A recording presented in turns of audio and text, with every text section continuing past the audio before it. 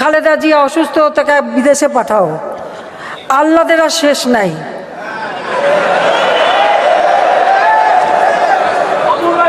সাজাপ্রাপ্ত আসামি জেলে ছিল, অন্তত আমি এইটুকু দয়া করেছি যে ঠিক আছে, বয়োবৃদ্ধ মানুষ বা অসুস্থ, হাঁটতে চলতে উঠতে বসতে অসুবিধা, শুলে একজন না ধরলে উঠতে পারে না, জেলখানায় যখন এই অবস্থা দেখেছি তখন যে ঠিক আছে, যেটুকু আমার ক্ষমতা আছে, সেই এক্সিকিউটিভ যে পাওয়ার আমার আছে তার মাধ্যমে তাকে আমি তার বাসায় থাকার সুযোগটা করে দিয়েছি।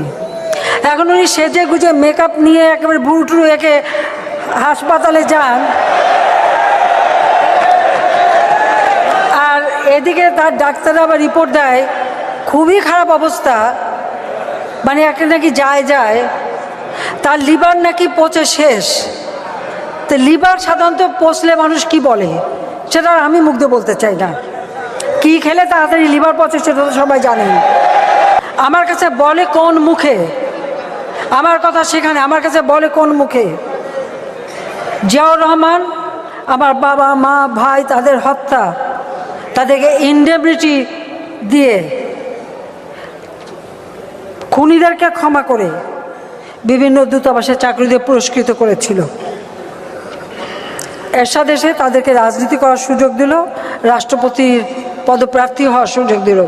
খালেদা জিয়া ক্ষমতা এসে আরও এক ধাপ। আপনার মনে আছে 21 আগস্ট গ্রেনেড হামলার আগে বক্তৃতা দিল শেখ হাসিনা, প্রধানমন্ত্রী তো দূরের কথা, বিরোধী দলের নেতাও কোনো হতে পারবে না। তো আল্লাহ তার ডাক শুনেছে, এখন তিনি কিছুই হতে পারেননি, এটা হলো বাস্তব কথা।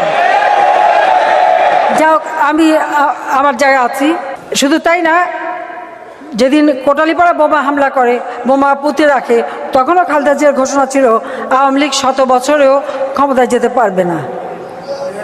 দেখো, সবসময় তার বক্তৃতা আছে, অনেক কিছু সামনে বলে ফেলে, এবং এদেশের যত বোমাবাজির পিছনে তাদের যে হাত আছে এতে কোনো সন্দেহ নাই, যে বারবার যারা আমাকে হত্যা করতে চেয়েছে, তারপরে তো আমরা করেছি করুণা। খালি মনে হলো যে তুমি খালেদা জিয়াউর রহমানের সাথে অন্তত 2 মাস 1 মাস পরই আমাদের বাসায় যেয়ে বসে থাকতা, চেয়ার পেতেও বসতা না, ওই লবিতে মোড়া ছিল, মোড়া পেতে বসতা। সে তারপরেও তার জন্য দয়া দেখাতে হবে, তো দয়া তো দেখিয়েছি, আর কত দয়া দেখাবো? যে আমাকে খুন করতে চেয়েছে, যে আমার বাবা মা ভাই বোনদের হত্যার সঙ্গে জড়িত, তার জন্য যথেষ্ট দয়া দেখানো হয়েছে। যে আমার হাজার হাজার নেতা কর্মীকে হত্যা করেছে, পঙ্গু করেছে, নির্যাতন করেছে, দিনের পর দিন নির্যাতন করেছে, অনেক দয়া দেখানো হয়েছে। এর বেশি আর